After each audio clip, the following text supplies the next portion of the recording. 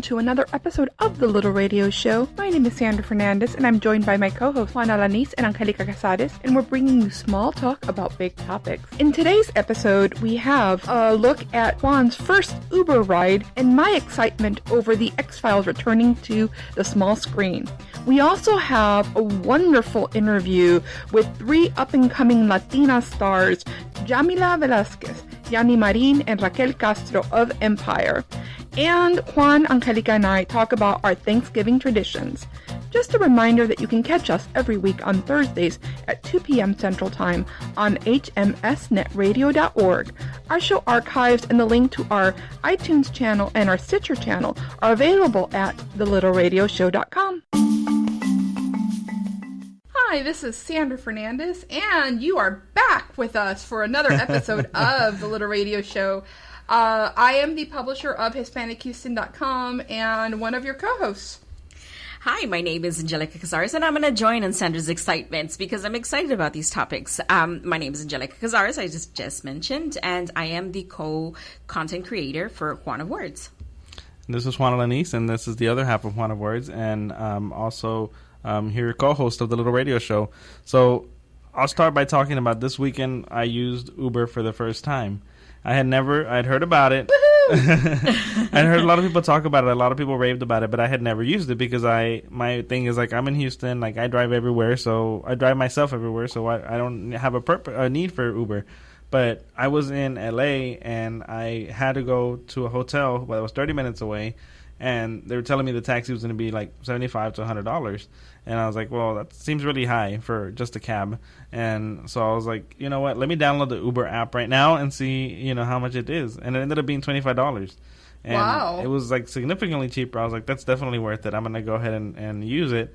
And then the rest of the weekend, I used Uber like crazy. I need to go here, I need to go there. I'm going to go have breakfast. I'm going to go do this. And and it was really nice. When I used to have a job, very recently, earlier this year even, where I would travel to New Jersey and New York a lot, I used Uber all the time. Mm-hmm. Every time I stepped out of the hotel or every time I needed to go do something, as I was, heading out of the airport to go to wherever I was going, I would use Uber. I never used it in Houston, but I have to say that it's very convenient. Well, it is cheaper. Was like every time I looked at I put in my address, there was never a driver more than 5 minutes away, which I just thought was pretty cool. I was like, that's like how that works. Like I couldn't process in my head, but I was just like, they're like 5 minutes away, literally. I was asking Juan, what is the big difference between an Uber driver and a regular taxi driver? Well, the thing is, like, every Uber driver has, like, a personality, and they're all, like I was in a new city. So do you mean to tell me taxi drivers don't have personalities? They're independent car owners. They're independent contractors. They're not taxi companies. And a lot of them do it part-time. But as a consumer, this is the difference between going through a taxi and going through an Uber. When I need an Uber, I open my Uber app, I tell it where I'm going, it tells me how much money the Uber is going to be before I select it. Mm-hmm. It tells me who is coming. I can see the photo or the name of the person and what type of car and what the license plate of the car coming for me is, and I can watch it on a map as it arrives to pick me up. Uber has my credit card, so it automatically deducts from my credit card when I arrive. There's no cash involved. But what is the difference between an Uber and a taxi? Why would I choose a taxi, say perhaps, as opposed to an Uber? And I can see the difference between Uber and taxi because Uber seems to be a little bit more. It might help my pocket, but say. Would I get into a taxi? I mean, do they have accessibility better? What would be the difference? Taxi drivers are more established. Usually, they've actually there's this assumption that they've gone through better security checks than Uber drivers. Oh. I don't know that that's the case. The other thing is they're usually regulated and licensed more highly through the city. And again, usually. But consider Uber is part of the new, what's called the rental economy. Uber is a taxi company that owns no taxis. Airbnb is a hotel company that owns no hotels. You know what I found the most interesting thing of my experience with Uber was the fact that several of the drivers that were driving me around, they told me that they do this part-time and they do this for fun. because one of the ladies it was her first week driving on Uber, and she said, you know, if I wasn't doing this, I'd be sitting at home watching TV. She's like, and this is kind of like Russian roulette. And she's like, I'm everybody roulette. Everybody that comes in is a whole new story, and I never know where I'm gonna go. You see, that scares me even more. My question, are we playing a game of Russian roulette with these taxis? But my question, but what made me think, was like, is that where we are as a society, that we are so like disconnected because we're so much on social and everything is so technology driven, that now we're going into Uber vehicles to connect with and have conversations with people in person? Know. My mom is looking forward to when they roll out the driverless cars so she can get one. But I will say it was very nice. With your mom, yes. But I will say it was very nice to be driven around all weekend, and I didn't have to drive. And I was like, this really feels like I actually went somewhere and like had like a big mini vacation. It is a lot of fun. I'm glad you had a good experience with Uber. In case you missed it for this week, is the X-Files is returning to television. I'm so happy. I'm such a happy camper. I'm sorry. Oh, Mulder and Scully. I am telling you, it should come as no surprise to anyone out there that I was a huge X-Files fan. I watched it in real time. I read fan fiction. I joined the online forums where we debated and debunked and deconstructed the episodes. These were my people. That was all conspiracy theory. Oh, but no, the Fox is doing a six episode run starting in January, instead of trying to do a movie. This is one of those shows that started out, they used to make it in Canada. It was so low budget when it first started. It was this little nothing show that no one thought was going to be a big deal. A worldwide phenomena kind of thing. There was actually a movie that came out about maybe 10 years ago that was awful. I want to say... my God. I thought you were going to say awesome. No. I remember watching one of the last... It was so bad. And it wasn't that it was as a fan, I'm supposed to say, oh no, it was blah, blah. No. They did an awful job of it. And it's a big deal. Now, I understand there's an entire generation of people who have never heard of the X-Files. Every time I hear the X-Files, I always get that tune in my head. Yeah. I want to believe. I'm like, shut up. It's like the Twilight Zone that they had that little song. But you have to understand, the X-Files was a combination of the soap opera story arc, which you had to know what was going on to understand those episodes, where they actually had the conspiracy stuff and whatever. Yeah. And then every once in a while you would get this really great standalone show episode where you didn't have to know anything about what the show was doing to really get into it. It was I thought a very interesting show, but you know what a geek I am. So I am kind of excited. I will be tamed about how much I indulge. So Mulder and Scully, David Duchovny and Gillian Anderson both have TV shows that have run very successfully on TV, but it'll be interesting to watch. I have to tell my sister. And that's the In Case You Missed It this week. If you're just tuning in, this is the Little Radio Show on hmsnetradio.org. This week on the Little Radio Show, I'm very excited with the guests that we have on today. They are three very young and talented actresses who are really making a lot of buzz on this season of Empire. And of course, I'm talking about Jamila Velazquez, Yani Marin, and Raquel Castro, who, are... It's the trio group. If you haven't watched Empire yet, you have just kind of been missing out. So, ladies, welcome. Thank you for being here. Hi. Thank you for having us. Well, I'm very excited to have you guys on the show. And I, as someone who's been following, just the show from the beginning and the entertainment industry as a whole, I'm really excited to see some young Latinas on Empire. Yes. I know, it's about time.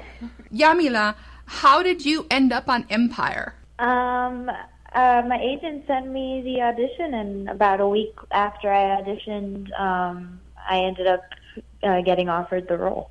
It was very exciting because my mom watches the show, so we were really excited to do the audition, and we were waiting like a week for the call, and we were all shocked when I actually got it. Well, we're not very shocked you got it. You did well. I have to say that opening scene where you were singing, that was such a beautiful song that you were singing, and it was kind of like, oh, okay, this is somebody to notice. Yani, why don't you tell us about the experience? What was it like to audition for this? Yeah, for me, I actually started as a dancer. I was dancing professionally for a while and doing Broadway as well. And I just recently started transitioning into acting. So when I got the call to audition for Empire, I never in a million years thought that I was going to get the part. I just thought, oh, wow, like, this is great. I'll finally get into the room and meet the casting director. But, like, never did I think that I would be working with, like, these amazing actors and, like, actually be on the show. I was a huge fan of the show the first season. So I was just like, oh, wow, you know, like, there's no way. So when I finally got it, I mean, it's just insane. Like, it's a crazy feeling. And I'm just... I love your excitement. I'm having an amazing time. I love your excitement, Yani. I'm just happy to be a part of it and to work alongside Jamila and Raquel. Like, we're just having such a great time. Raquel, I have to ask because I did a little research on you and I learned something we about you. You guys. We kind of stalk you guys just for a little bit. I learned something about you that I was just like, oh wow, this is great. Like you starred in Jersey Girl with Jennifer Lopez and Ben Affleck, right? I did when I was 7, back in the day. So you've kind of been at it for a while. How has this experience kind of added to what you've already done in your past? It's been amazing. I mean, it's been kind of a roller coaster. I started acting when I was 4 years old, and my first big role was Jersey Girl when I was 7, and then, you know, after that, it was kind of slow, and then, you know, I was on The Voice when I was 16, and then that was amazing, and then now I'm working on my own music, and then I got Empire, so it's kind of like a double whammy, and it's just been really cool. Timing has been amazing, and it's just a crazy opportunity. So, and to work with these girls, they're awesome, so that's a plus. Like, so I know you said in one of your interviews that your biggest influences, or two of the biggest influences in your career, have been Christina Aguilera and Selena. But what about Yani and Jamila? Who are some of your biggest inspirations, or the folks that you look up to that kind of have geared your career and the goals you have for yourself? Two of the biggest influences, I would say Cher is one of my biggest influences in terms of career, and I mean, you know, the longevity of her career as an actress. Longevity. And like Fiona Apple is also a big influence on me. Yani, what's been some of your influences? I definitely always looked up to Gloria Estefan. She was like a huge idol of mine growing up. Just I'm Cuban, so of course, like, I followed her career, and like after the accident, and she came back, and she had a very impactful story. And also I would say Jennifer Lopez, just because she started off as a dancer like I did, and she's managed to, you know, be in the music business and then also be respected as an actress. And it doesn't look like she's going to stop anytime soon. And hopefully my career will, you know, do the same. And they're Latinas, and, you know, like, I'm always like Latina, female power. Yeah. And I want to talk a little bit about Empire. Can you girls give us a little teaser?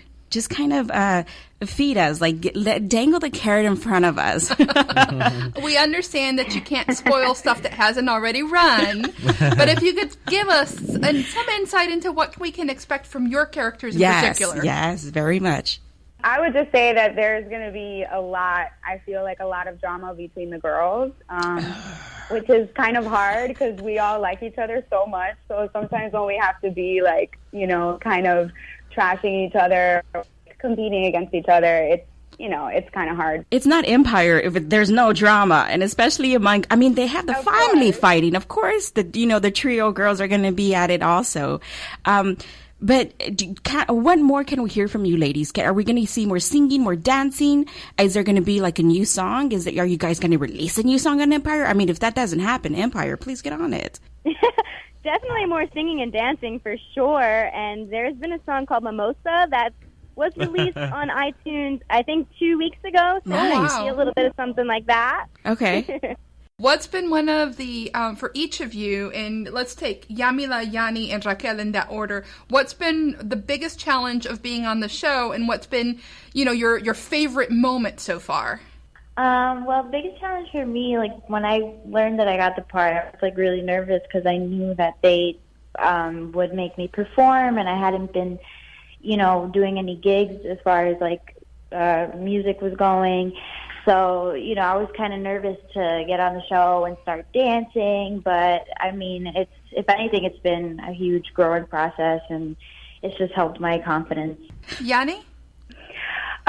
For me, the best part has definitely been, meeting the girls and working with them in a group, but also just working with Taraji P. Henson. I mean, she is just awesome. Absolutely brilliant, and I literally, if I'm just sitting around doing nothing, I just want to watch her work and learn as much as I can from her. And not only as an actress, but just as a person, I feel like she treats everyone on set like awesome. And I don't know, it's just something that, you hear all these stories about like the actors who finally make it and how they can be, rude or obnoxious, but then you meet somebody and you get to work with them and you're like, wow, I hope that you aspire to it. That big, I can, I want to be able to do that myself. And it's great to be able to be on set with someone like that. But at the same time, it's hard because us coming in as like the newcomers, you want to get everything right. Like for me, at least the first time, I just want to be like perfect and I want to be great and I don't want to hold, the set back and like. So I think that being able to trying to get out of my head about those things, because it is like my first big job on TV. That's been kind of like the hardest thing, like being able to let go. And it's like, it's not really in your hands. Like just show up, do your job, do it great. And whether they're going to make you do it 20 times or 2 times, it's kind of out of your hands, and being able to allow the process to be what it is. That's great to hear. It sounds like you got a lot. It sounds like you're definitely taking a lot from what the experiences that she's shown you. You've definitely taken a lot back from, and you're gaining on it and you're growing on it, and that's a breath of fresh air. Okay, Raquel. Yeah. Oh, I'm sorry, Raquel. It's okay. Yeah. I heard her and I was just. That's all good. I think the hardest part for me, it was actually kind of what Jamila said, but in like the opposite way. I was more focused on music and doing my own stuff, and then I haven't really done acting in a while. I did like little things here and there, but so it was kind of like I was a little nervous to be in front of the camera again and do the whole acting thing again, but it's been like, and then the great part about it, though, it's been inspiring working with such amazing people, as Yanni said, like Taraji and Terrence.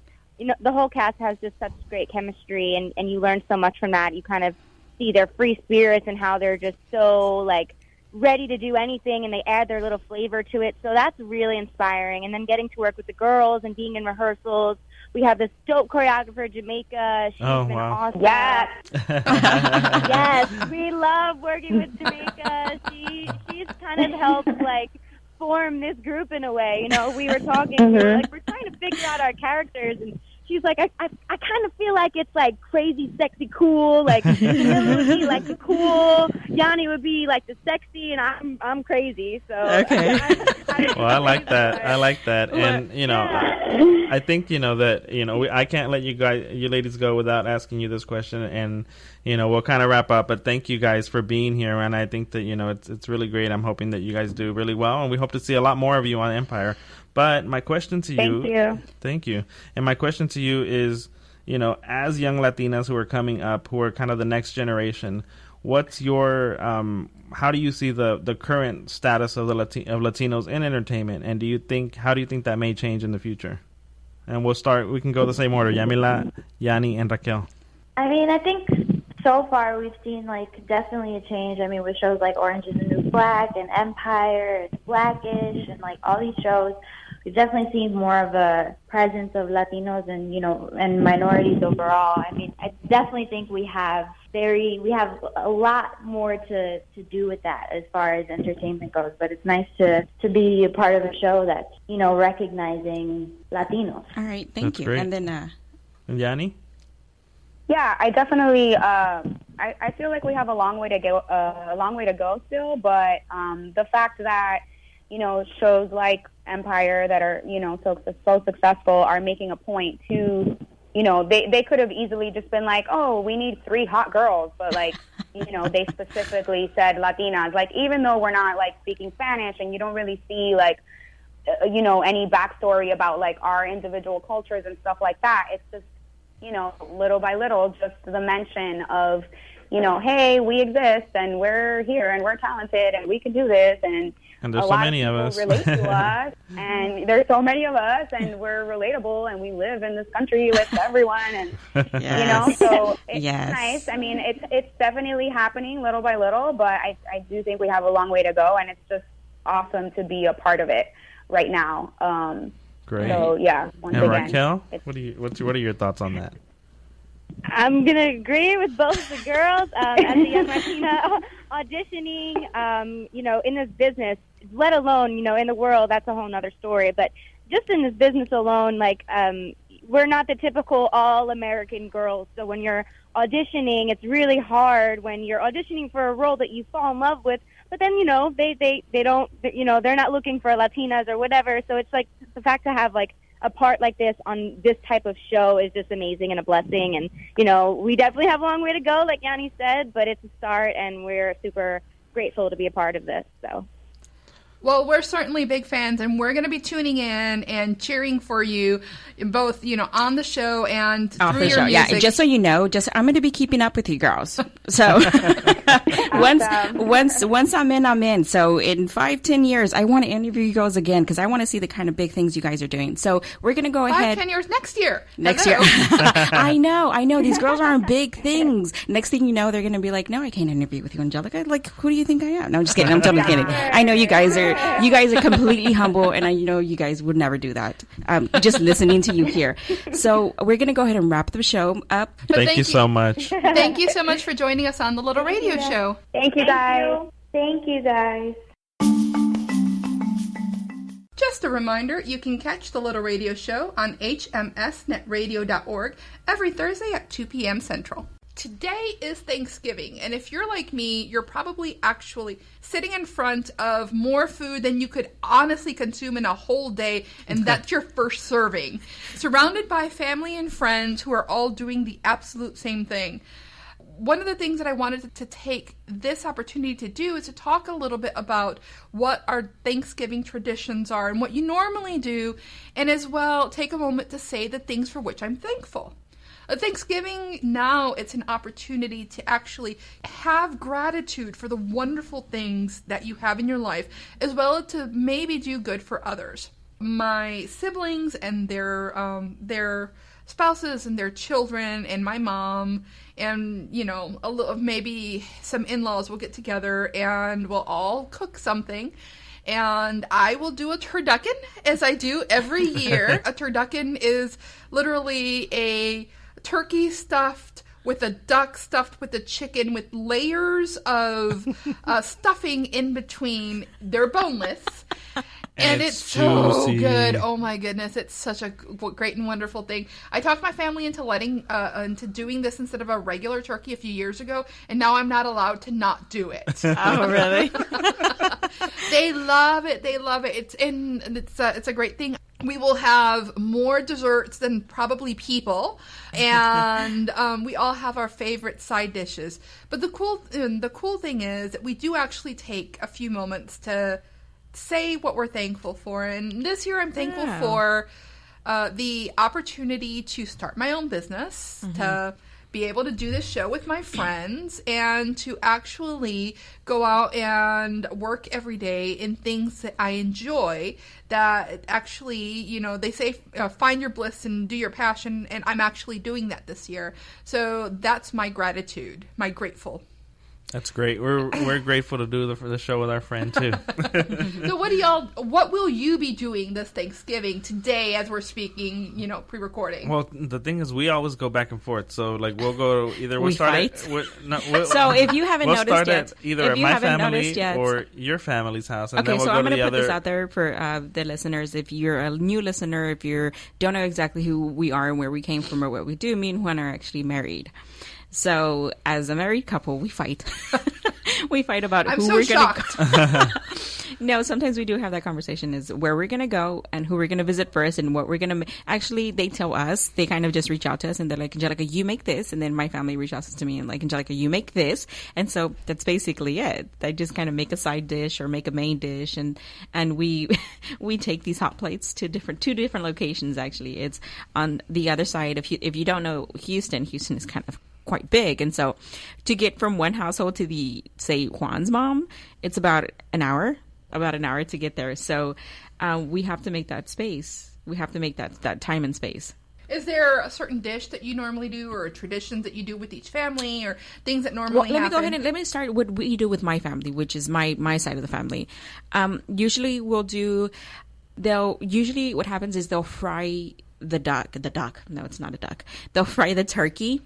Ooh, I love fried turkey. Yeah, it is. Because it's faster, and there's so many of us, and so to cook 2-3 turkeys, we bring in my brother, and we're like, "You're cooking the turkeys," and he's like, "That's fine. Just buy the damn turkeys and buy the what we need, like the oil and stuff." Yeah. And we do side dishes. So my sisters have gotten very good at doing their side dishes, and every year the girls, I call the girls, which is our nieces, and they're like 23, 24, down to like 8 years old. The girls and the boys, the girls mainly. Because the boys don't care. They'll just like, oh, we'll eat whatever. I mean, we'll get us some church's chicken and we're good to go. But the girls, they look forward to those side dishes that we do just once a year. And so they look forward to this food and they know what they're going to get. But that's basically what kind of goes down at my household. Well, my sister's household. I am thankful for the opportunity. Actually, this year, I took it on last year when the year ended. And I told myself that I was going to be more present. I was going to dress up, show up, and be there. And I think I've done most of it, at least a lot of the year, about 70-80% of the year, that I'm happy that I've done it, that I am showing up, doing it, and taking risk and doing basically what my passion was, which was just, I don't know, being more creative is what my passion is, regardless of where I'm at. So I'm here doing the little radio show with my husband and a very good friend of ours. And I am so thankful to be able to, like, we're here finally after so much talk and so much conversation. We're being creative together. And I think that's what I'm thankful for. I'm thankful for that I just followed through, just did it. Well, at our family, I'm probably sitting right now eating just more, probably the second serving of whatever or whatever it is at the second household that we stop in. So I mean, like you said earlier, like we go to both houses and we have food at each family's house, because you can't eat at one and not eat at the other, because it's like, wait a minute, you're not going to eat here? Yeah. What's going on? But don't you love us? Yeah. But I guess my family, it's kind of it goes back and forth. Like one year we'll have tamales and turkey, and then the next year it's very traditional and it's just turkey and all the like servings and like sides, and so. But it's always nice to go and to just spend time with family and just kind of like stuff your face and then go sing karaoke or like watch a movie or whatever, just hang out. And I guess the thing that I'm thankful for this year, and I'll be really honest, I'm going to share something that I really haven't shared publicly, but my dad was diagnosed with colon cancer earlier in the year, and he went through chemotherapy, and we just found out that he doesn't have anything. They don't show any traces of it, and wow, that's great. Yeah, I'm grateful for that. I'm grateful for his health. I'm grateful for my family, and I think that's really what makes this Thanksgiving special for me. It is a great opportunity to touch base with, where we are. We're so hard on ourselves. Mm-hmm. We focus so much on the things that are not going the way we want them to. Thanksgiving really is a great opportunity for us to sit down and take stock of the things that are going well. Mm-hmm. I live a very comfortable, very blessed life, and it's easy to lose sight of that. And it's sometimes it's hard to evaluate what you really have. Like it's hard. It's easier to think about what you want to have, and as opposed to what it is that you actually have, and being grateful for what you actually have, because you don't really think about it until you don't have it anymore, or you really are humbled and you're like, oh, okay, then I should be grateful for that, even though it's so basic. Yeah. Well, to all of our audience members out there, to the 3 people who are probably listening to us right now, instead of eating or in addition to eating their Thanksgiving dinner or early or whatever, we invite you to take this opportunity to, take a pause and be thankful for the things that you have. And if you so feel, share with us what you're thankful for this year. And have a great Thanksgiving. Thank you for joining us for another episode of The Little Radio Show. We invite you to check out our iTunes channel and our Stitcher channel and to leave us a rating or a review. You can find both links at thelittleradioshow.com.